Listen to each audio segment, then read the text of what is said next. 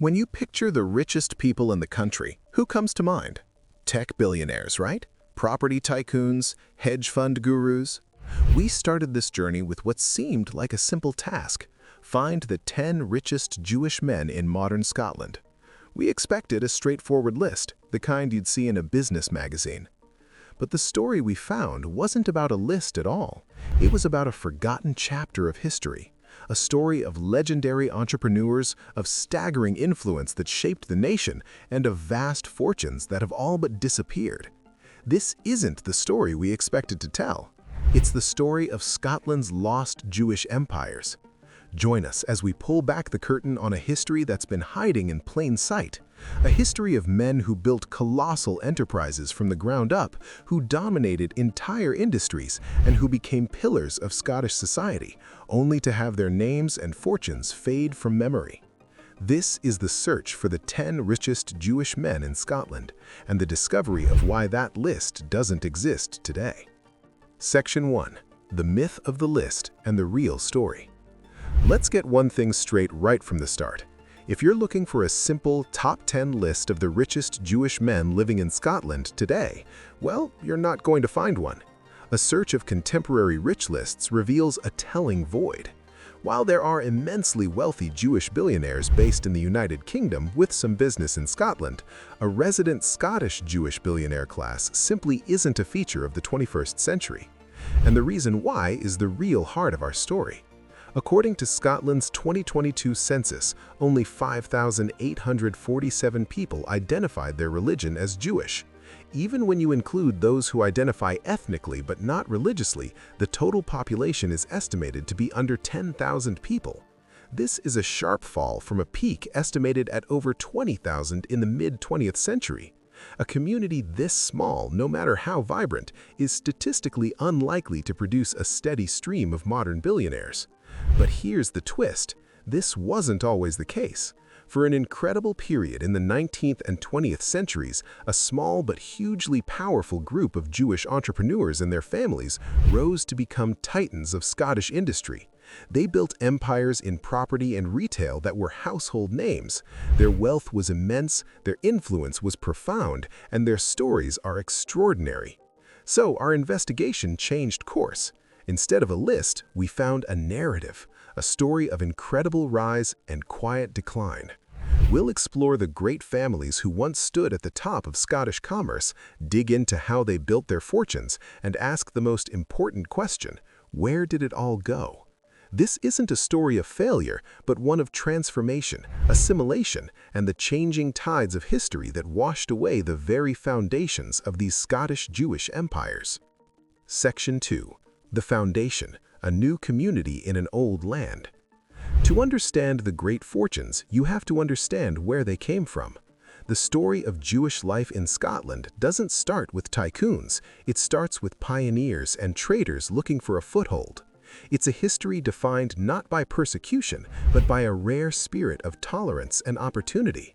While there are hints of Jewish merchants interacting with Scotland as far back as the 12th century, the first solid records appear much later. In 1691, a man named David Brown successfully petitioned to live and trade in Edinburgh. This small act opened a door. Crucially, unlike English universities at the time, Scottish universities didn't require students to take a Christian oath, which attracted Jewish scholars and medical students to cities like Edinburgh and Glasgow. Throughout the 18th century, a slow trickle of merchants, mainly from Germany and the Netherlands, began to arrive, drawn to a nation on the edge of the Industrial Revolution. In 1812, a hatter named Isaac Cohen was formally admitted as a burgess of Glasgow, a recognition of his place in the city's commercial life. These early arrivals were few, but they laid the groundwork. The first congregation was formed in Edinburgh in 1816, with Glasgow following in 1821. But the real turning point, the moment that changed everything, came in the late 19th century.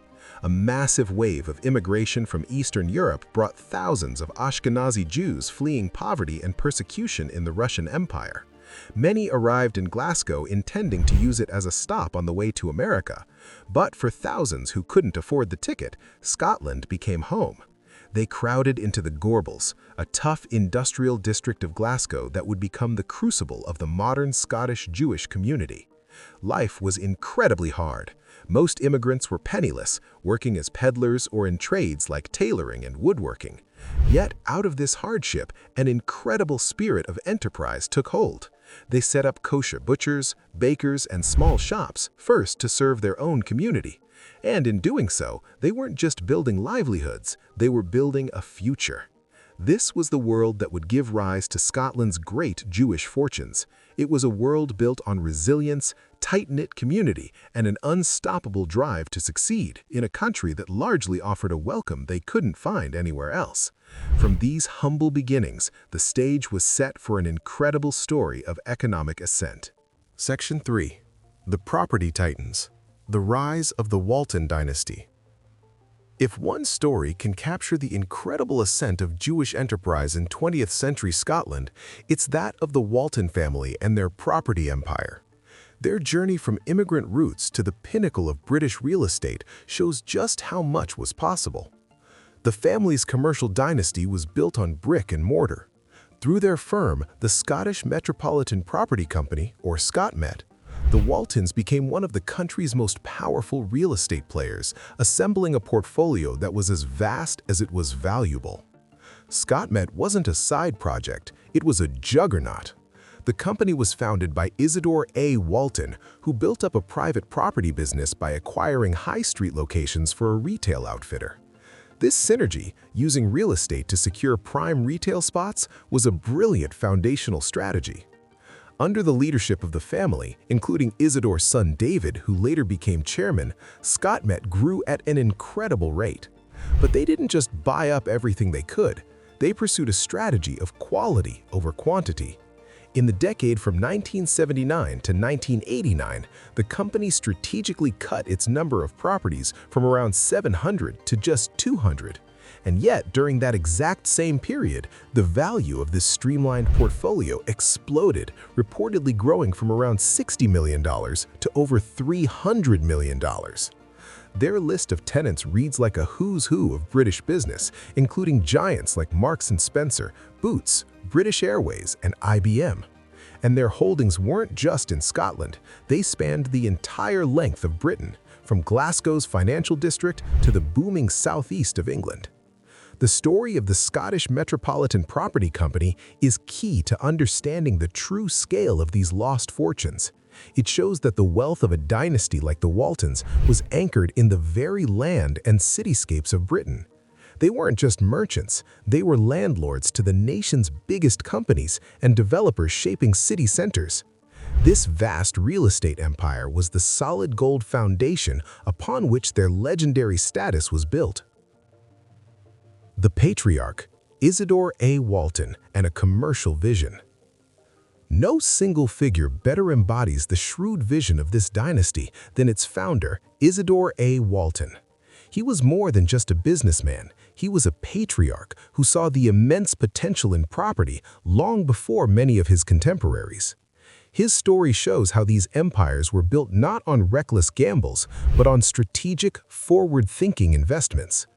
Isidore was the key driver behind the family's vast real estate enterprise.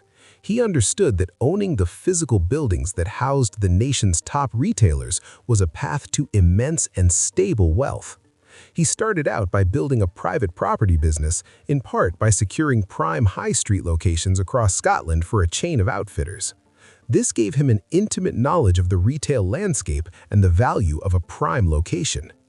As his enterprise grew into the publicly traded Scottish Metropolitan Property Company, this core philosophy remained. The company became known for its blue-chip strategy, attracting the best and most reliable tenants.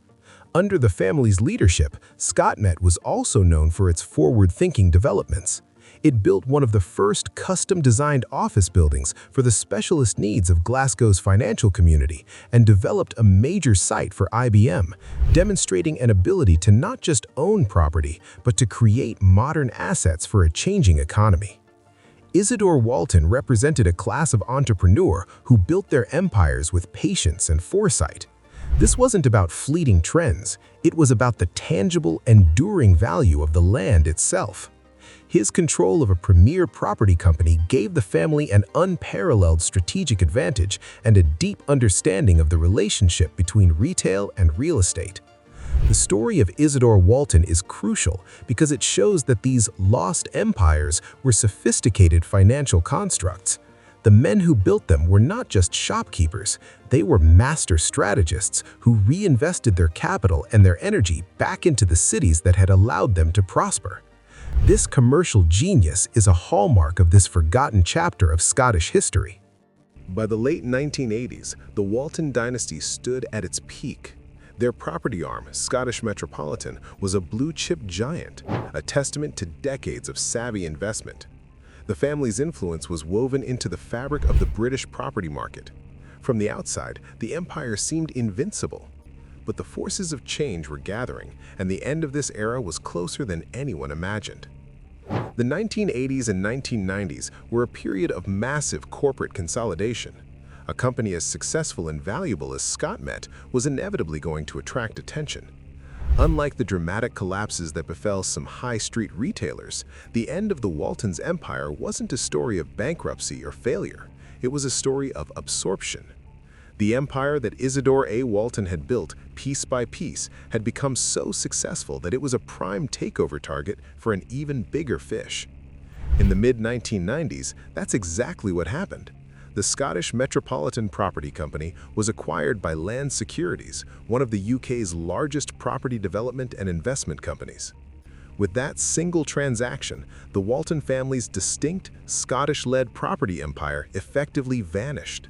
It was absorbed into a London-based behemoth, and its identity as a family-run Scottish dynasty was lost to the pages of corporate history. The wealth, of course, didn't disappear overnight. It was likely transformed into a vast private fortune for the family, but the public face of their dynasty, the empire itself, was gone. This story of the Waltons' quiet disappearance is a perfect illustration of our central theme. It shows how even the most powerful, long-standing fortunes can be swept up by the relentless tide of economic consolidation. The family who had become titans of British property saw their empire disappear from public view, becoming one of Scotland's most prominent lost empires.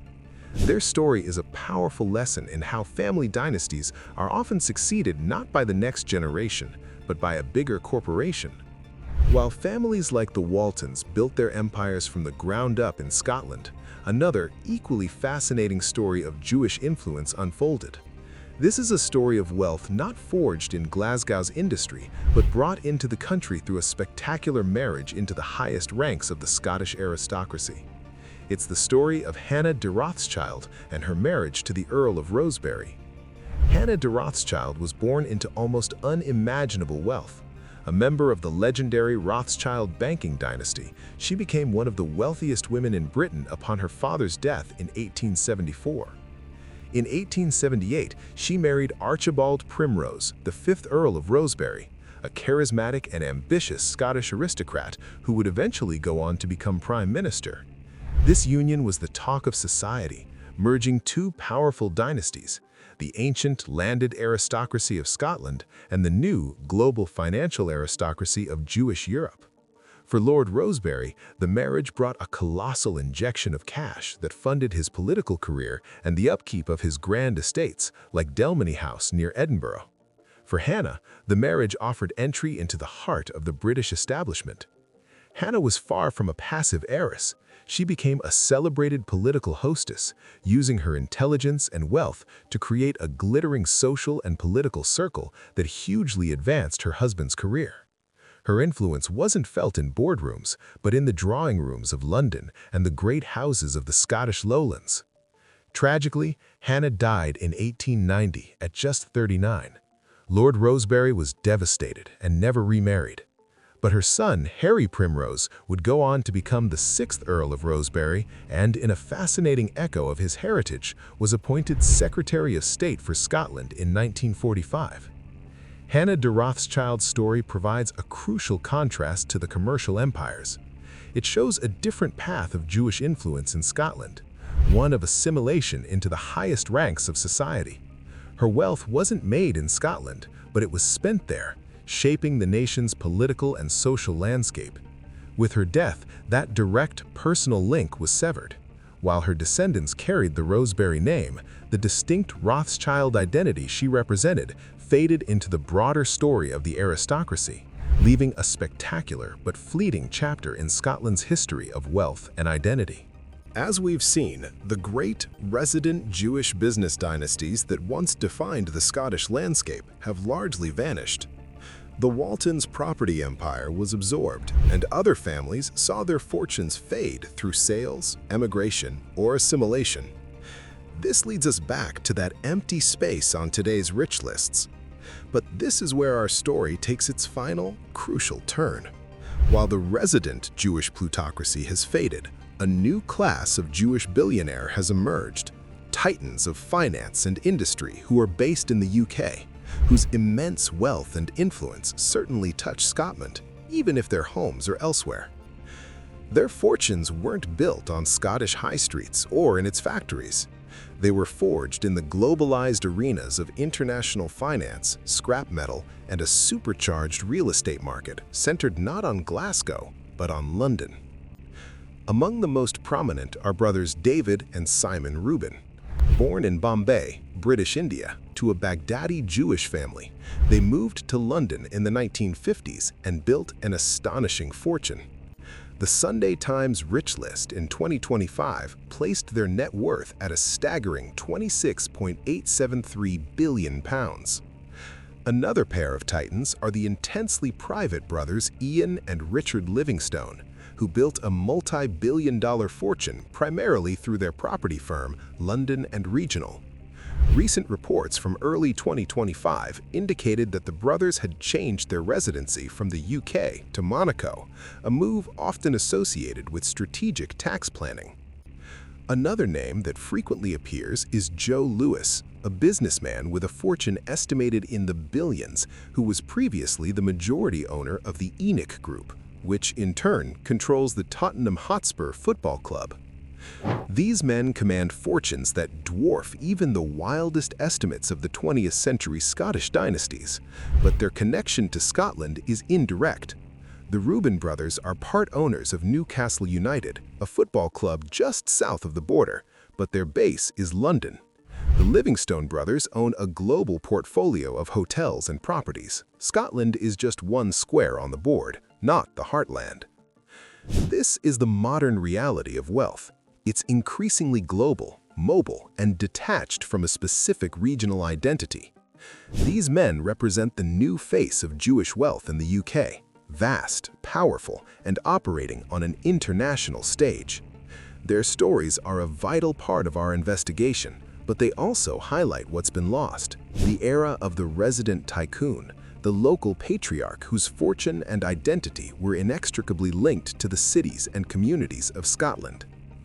To truly grasp the shift from the resident Scottish Jewish empires to the globalized wealth of today, you only need to look at the story of David and Simon Reuben. Theirs is a tale of staggering ambition and ruthless business, built far from Scotland in the furnaces of post-Soviet Russia and the canyons of international real estate. Born in Bombay, British India, to a Baghdadi Jewish family, the brothers moved to London in the 1950s and grew up in Islington. Their beginnings were modest. David started in scrap metals, while Simon imported carpets and bought small properties. Their big break came with the collapse of the Soviet Union. While others saw chaos, the Reubens saw a once-in-a-generation opportunity. They plunged into the wild Russian metals market, specifically aluminum. Their company, Transworld Group, would pay for raw materials to be delivered to cash-strapped Russian smelters and take payment in finished aluminum, which they sold on the international market. The scale was breathtaking. By the mid-1990s, their company was one of the world's largest aluminum traders, at the center of the violent aluminum wars for control of Russia's industrial assets. It was a high-risk world that forged their reputation for toughness. By 2000, the brothers had sold their Russian assets and pivoted with the same speed into property. But they didn't become local landlords, they created a global portfolio of iconic assets. Their firm, Reuben Brothers, acquired a vast array of prime London real estate, including landmarks like the Admiralty Arch. Their empire is global, with investments in data centers, luxury developments, and hotels worldwide. Their combined net worth is estimated over £26 billion. The Reubens' connection to Scotland is peripheral. Their highest profile asset nearby is a stake in Newcastle United Football Club.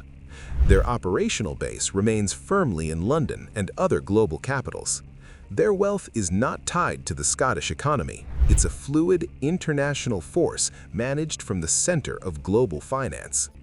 The story of the Reuben brothers is the story of modern, deterritorialized wealth, illustrating the profound change in how great fortunes are now made and where they reside.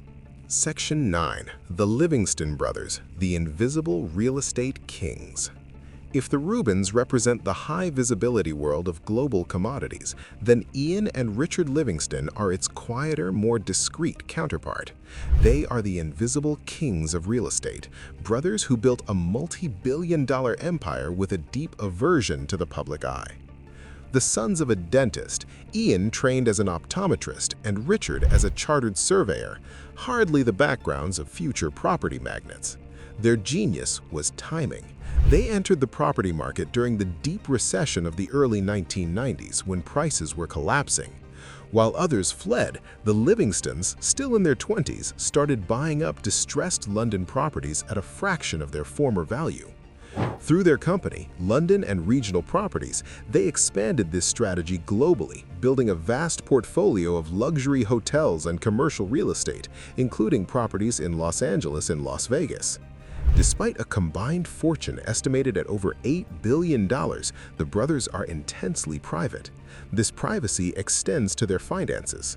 In the spring of 2025, it was widely reported that both Ian and Richard Livingston had officially changed their residency from the UK to the tax haven of Monaco. This move highlights the mobile nature of modern capital. It's a stark reminder that the ultra-rich are no longer bound by national borders like previous generations of industrialists. The Livingston brothers, with their quiet accumulation of assets and strategic residency, are perhaps the ultimate embodiment of the modern, non-resident billionaire. They aren't Scottish patriarchs building a local dynasty. They are global financiers who operate from the shadows, their influence felt through the properties they own rather than any civic presence. Their story, like the Reubens, is one of immense success, but it's a success that is disconnected and remote, further emphasizing the lost empire narrative by showing what has replaced it, a world of invisible international wealth. Section 10. The Legacy. Why did the empires vanish? Our journey began with a simple question: who are the 10 richest Jewish men in Scotland? We found that the question itself was wrong. The search led us not to a list, but to a graveyard of forgotten empires, the stories of titans like the Waltons who stood at the center of Scottish commercial life for decades.